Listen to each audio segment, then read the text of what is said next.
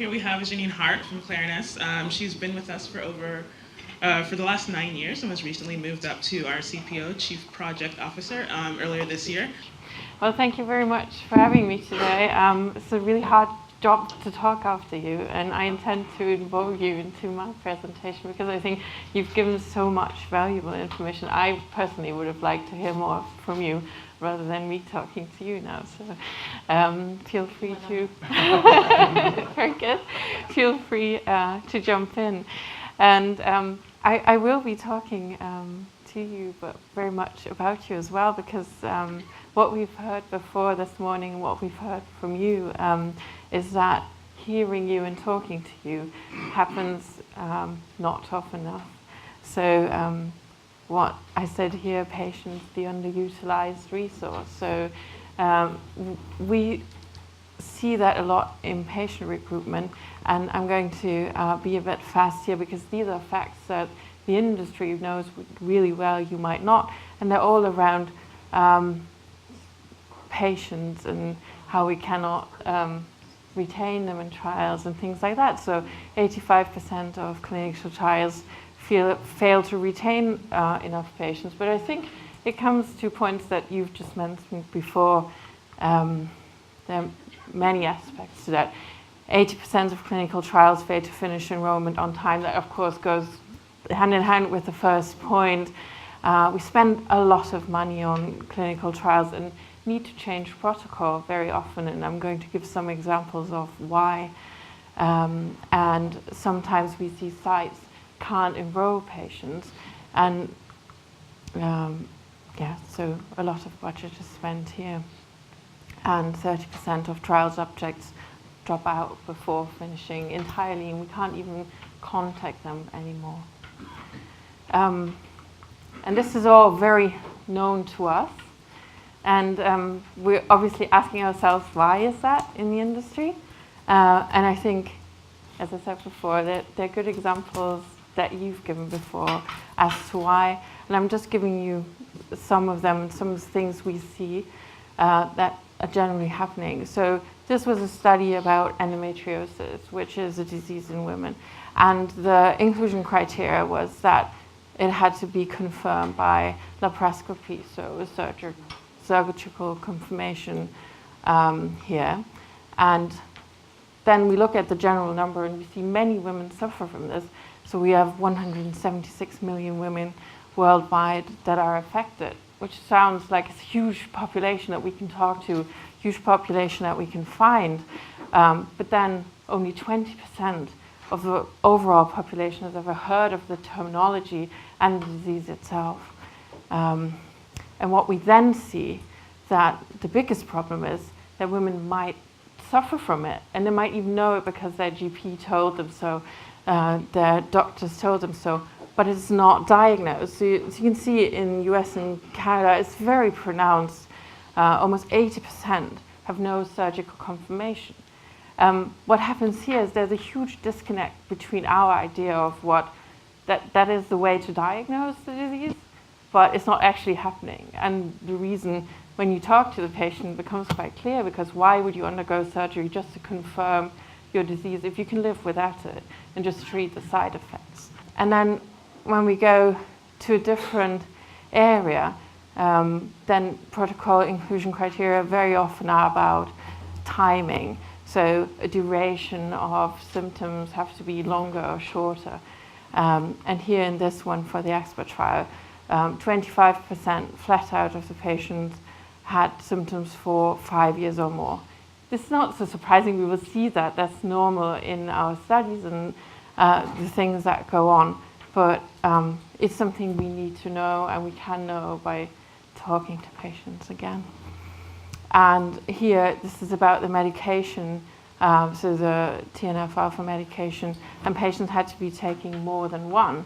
It varies a lot across the countries, and that's something we haven't talked about before, or we have talked about before this morning, and maybe here it wasn't so pronounced, but what we obviously see is that the information isn't true in every country equally. We see a lot of differences here, and something we also need to consider. And here it was very pronounced that in Hungary patients were taking more than 2. So we have to consider overall that standard of care is very different in countries, and sometimes even region by region, depending on where we look at. In the same direction here, it's about a drug given to Alzheimer's patients. Patients need to have taken donepezil at a stable dose, and only 32% of patients had ever taken that drug, so very hard to find.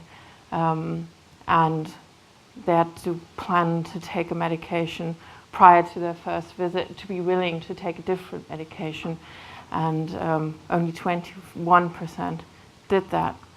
And overall here, what we found and saw here is that especially in the Alzheimer's population or in vulnerable populations, you would say people are less inclined to change their habits, and fully understandably so. If something works for you, why would you want to deviate from that? And so it's important to understand motivation here. And this is a bit of a funny one.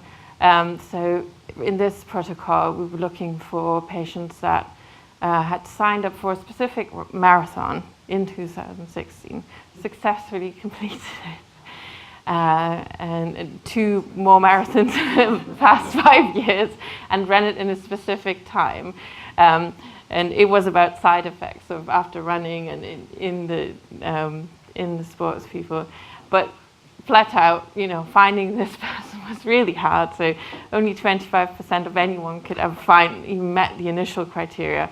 And again, thinking about why that is, how many people run marathons, but overall, of course, people, this group was very, very scared of potentially taking any medication, and very healthy, and so on and so forth. And it's just trying to point out that every population, and in this case a very, very unique trial population, really needs to be fully understood, and we might have to look at it from different perspectives here. So this is about knowing your disease and knowing the name the disease might be given, or generally knowing something about it. So we saw that only 31% of heart failure patients, the other way around, 31% of heart failure patients don't recognize the name on a list of diseases. So this has happened by talking to patients. We've talked to patients and tried to understand how can we address them, and what's the right thing to say to them. And so we've given a list of names, and as you can see, none of the above in the list was mentioned by 31% of all the patients, while we also asked about the symptoms and were quite clear that the patient suffered from heart failure. They didn't know it. So there's also a huge disconnect there, because they might not even be told. We saw it in other studies where patients didn't even know they had a heart attack as such, because they weren't really told that in hospital. I was treated because I had this or that symptom, but they weren't very clearly communicated what actually was their condition. So it's about, I guess, I like the word you used before more, it's about transparency, what kind of information to give, better explanations, and actually explaining things really well. So this is basically information, I guess, all of the people from the industry here know very well. And the question is, what can we do about it? How can we change this?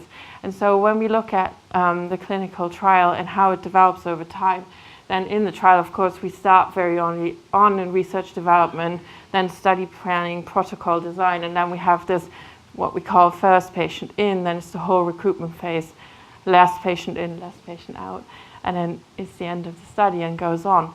And what we believe, very often we only talk to you at the very end, or when we're recruiting patients, that's when we start to actually engage with them and talk to them about what we should do, and what we see really works is starting to talk to patients really, really early on. And we try to do that, even in the research and development, to understand from the patient, gain insight, understand the global differences, understand the patient pathway, how the disease really influences day-to-day life, what patient's needs are and their motivation, and how aware they are of their own diseases.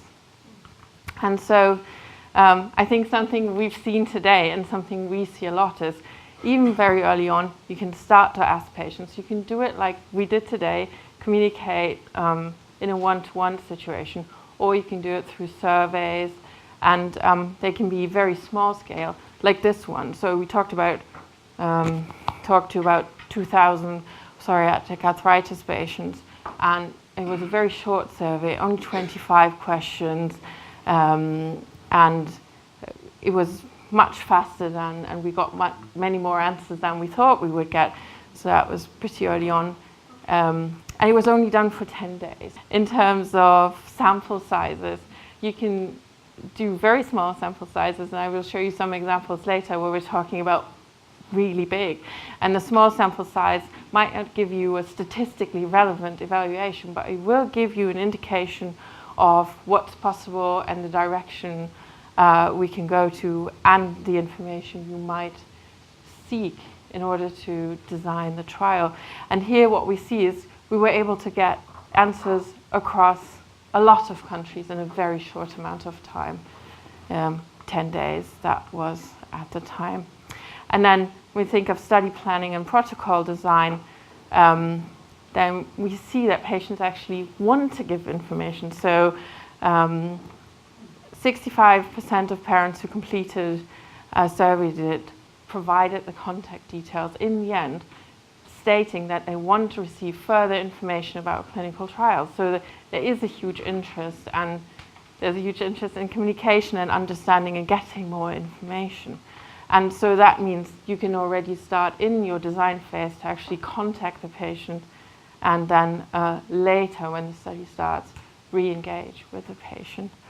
And again here, we see that we have variations of it country by country, but overall, again, throughout all the countries, we receive contact details and a huge variety of. And then, of course, in the middle of the trial where we actually recruit patients, then, and that's something that was mentioned before as well from some of you, there are a group of patients here, parents and teenagers, which we surveyed about an HPV vaccine, which was really interesting to see how different the answers were between the children and the parents.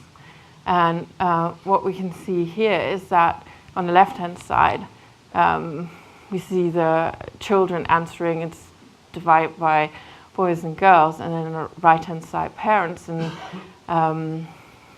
so the parents are much less likely to have their children participate in the trial. And surprisingly, the children are much more likely or a bit indifferent to whether they want to participate or not. But that's, of course, information we have to bring together and understand, okay, who's going to make the decision in the end? That's a group of patients, and the children were a bit older. They will make their own decisions. And just considering the patients just because they sign the consent form won't help us, and also won't help the patient and consider actually their need and, that kind of thing. And it's the same here with the caregiver situation. Then here it's a bit different what I want to draw on. In the Alzheimer population, very often we address either only the population or only the caregiver. But I guess we have to do both and understand where and when to do so. It was really important. It seems like very obvious information, but then when we're in the trial environment or talking to the patient, it doesn't necessarily happen that way. So when people have mild stage Alzheimer, they just research themselves, they engage themselves still with sites, with their healthcare professionals, and of course later on they can't anymore, so then the caregivers do. And if we want to retain patient in a trial and have a trial that's designed for the patient need, but also in this setting for the patient and caregiver need, then we might have to consider to go two different routes. One is really designed for the patients themselves, And the other is really considering the caregiver as well and taking them into consideration with their needs and wants and their situation in their life as well. Yeah. And then this is, I think, something that we've heard from you, and in general, I think is important for patients to reduce impact on day-to-day routine. And maybe you can speak to that more than I can. So what we found in another survey is that patients equally and caregivers are more likely to participate or remain in a trial if there's little impact on daily routine.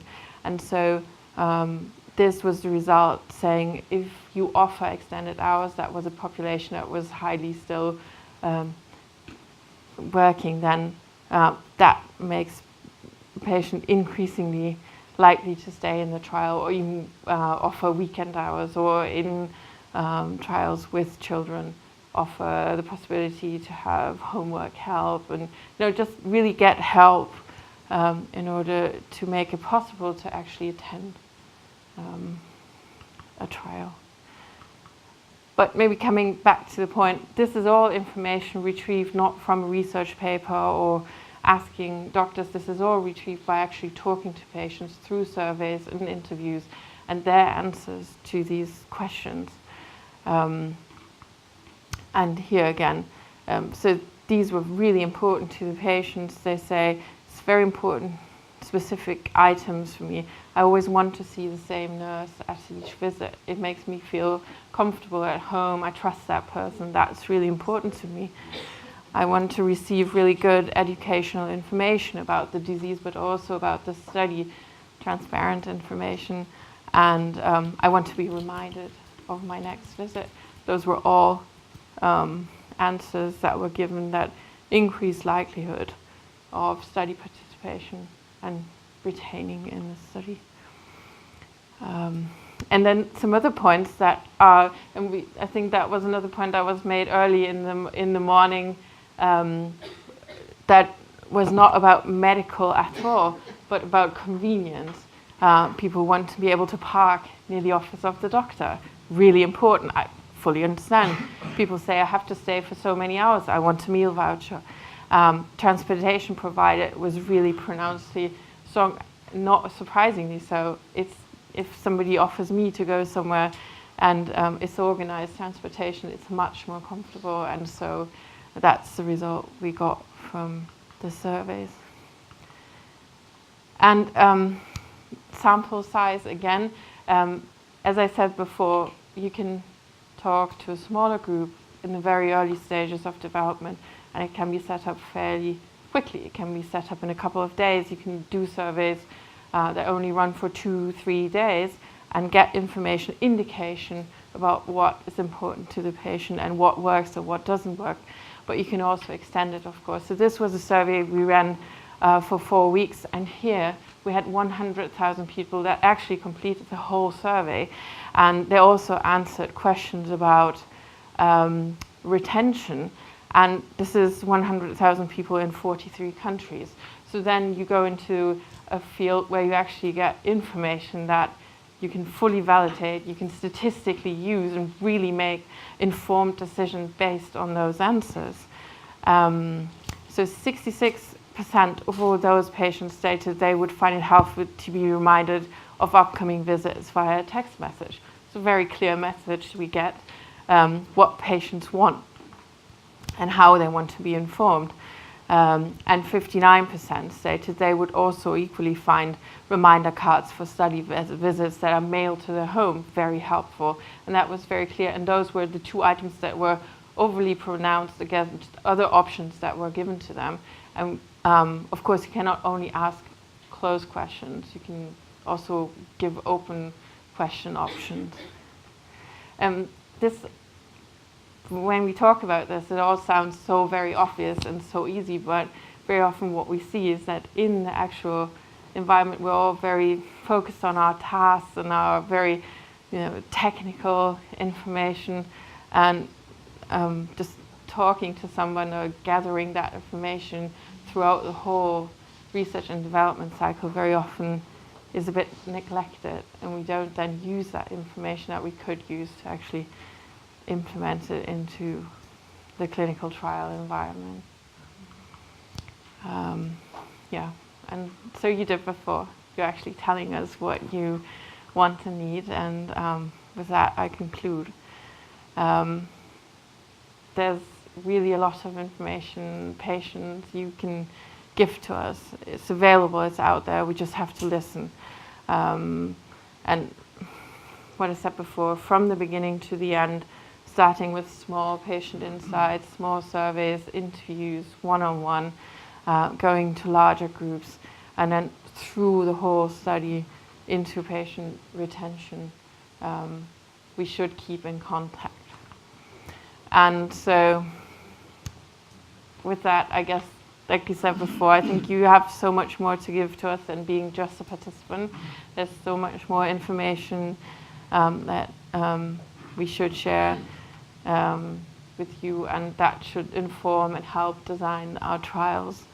And I think it will hopefully help us design better trials, but also for you to have a better experience in the trial. And as a patient, how can I be more proactive to find out where these trials and studies are and actually be part of them? What do I do?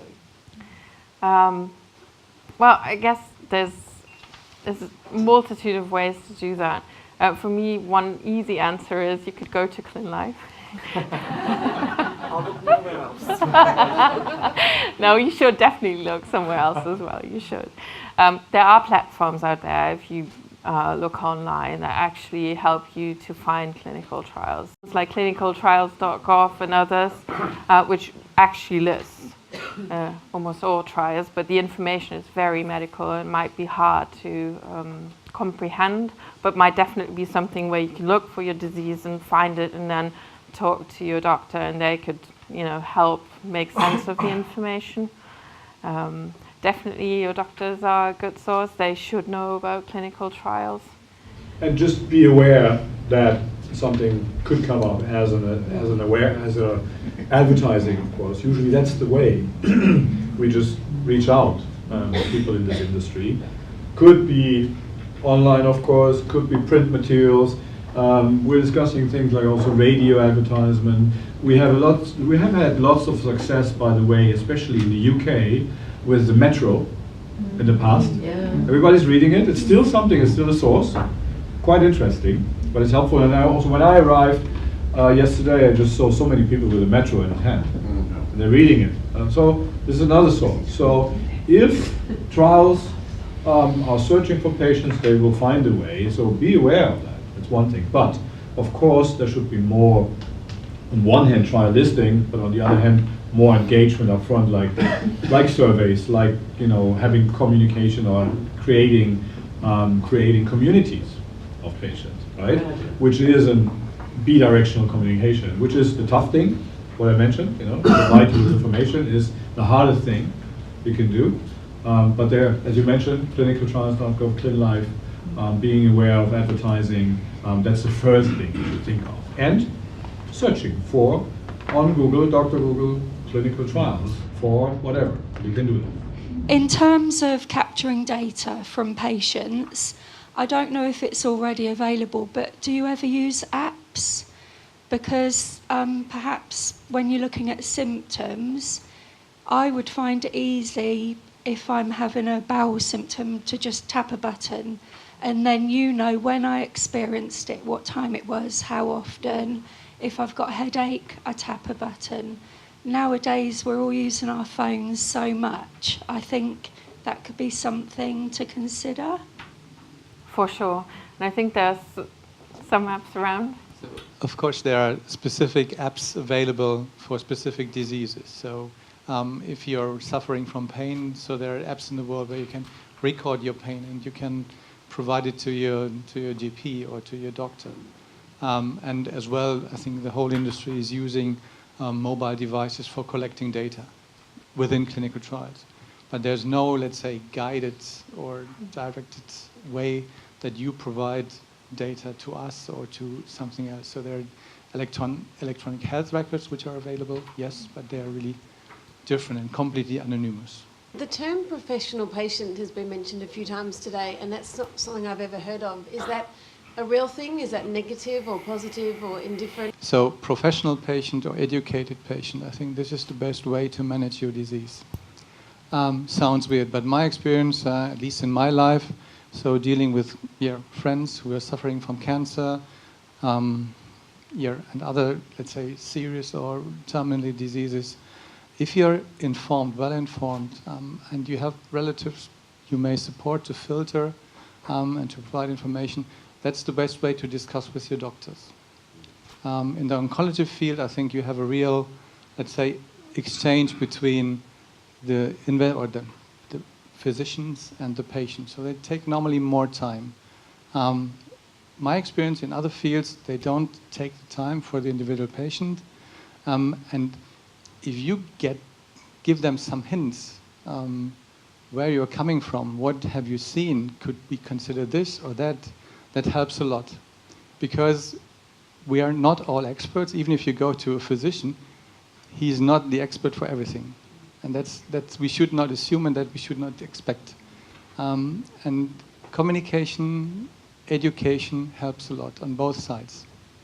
I would say it's incredibly positive, educated professional patients. It's just, I think we differentiate the educated professional patient from, I guess, the lay patient that's less experienced. So professional patients may have a lot of experience in interacting with sponsors or more with healthcare professionals. So the type of feedback you would get on a patient perspective on participating in a study may be very different and may not be representative. So if we just went with a more professional patient, we may have a higher level of understanding than we would see in the normal world of going into. So the interpretation of the informed consent form might be a false positive. They might be able to understand the language more than someone who's not so experienced. So positive in both respects, but different data. So we have to appreciate the difference between the two, I think. I don't really understand or know what professional patient actually is now, because all I've ever really had was a quarterly news sheet come in, which is good in as much as it gives me all the up-to-date news on the new treatments, haematology, money raised and things like that. But I've never felt that I was a part of an actual group to be a professional patient. My joining the professional patients program to me just made me feel like it was an ongoing experience, my experience of being good at being a patient. I've become a professional, and that was about it. So I've never really understood this professional patients program whole thing. So I'm happy to know that it is a positive thing, but I'm still a little bit confused about the whole. But it's like the perception, and for example, in the investigator world, if you do clinical trials, we use the term professional patient very often for ones that are attending every single clinical trial that is possible. Yeah. Right? That was something we're using now. So professional patients are just getting into every single trial they can, because it's, especially in healthy volunteers, right? It's about money, but others also have found a way to, doing something but getting some money. That's something that has been used intensively in the past. So I think some others will know that term as well. Sometimes one thing have to be discussed in the future communication when we're talking about professional patients, that there could be on one side, on the physician side, there could be a negative perception on that. So, there's coming a professional patient. Huh? But it could be positive. So therefore, I was also kind of misunderstanding then what Amy mentioned then. So we when I was saying, no, there's no professional patients here. You are, from that other perspective you are, but that was not what I meant, right? And my perception. Great, it's wording. Interesting. I think there is a trend more to call expert patient. For example, that's what Eupathy, I guess some people know about Eupathy, is trying to do in Europe, is to train patient advocacy group or patient association to know a little bit more about the ecosystem of clinical trial. Yeah. The patient know about their disease, no doubt about it, but they might not know about, indeed, the constraint of clinical trial. And I think that's why we trend to speak about expert patient. I am a tutor with the Expert Patients program. Ah. So there is this and everyone that teaches the program, we all live with a long-term health condition, and when we deliver the program, there is always 2 co-tutors living with different health conditions, and what we share is the tools that how we manage our condition. So it's a peer-to-peer program. So I don't consider myself a professional. I am someone who's living with a long-term health condition, and I'm managing the best I can, and I have the opportunity to share with others, but it's peer-to-peer, and it's So that's another. And of course, it's expert because you are the one living with the condition. So, and when you share with the healthcare professional, you are the one that has to tell them this is how the condition affects me. So yeah, there is that communication. I think it's also very much about empowerment. That's what I think what you mentioned before. I think it's important that you gather your own information like you did, your own insight, and then bring that to your doctor, and you have your opinion, and you know what's better. You are your own person, and that's important. You have to remain that, whether you have a condition or not. And in that sense of the way, I always like the empowerment terminology. Yeah. So. And thank you for sharing your time. Thank you very much. Thank you, Janine. Thank you.